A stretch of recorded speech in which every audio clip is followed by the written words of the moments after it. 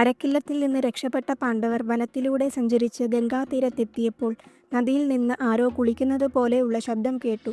വെളിച്ചവുമായി മുന്നിൽ നടക്കുകയായിരുന്ന അർജുനൻ ആരാണെന്നറിയാനായി നദിയിലേക്ക് എത്തിനോക്കി.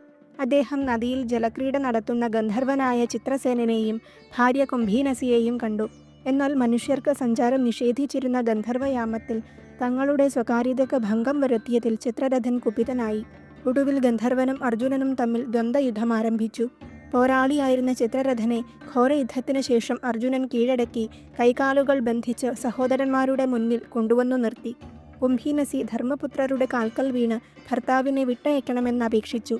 ദയ തോന്നിയ ധർമ്മപുത്രർ ചിത്രരഥനെ വെറുതെ വിടാൻ അർജുനനോട് ആജ്ഞാപിച്ചു.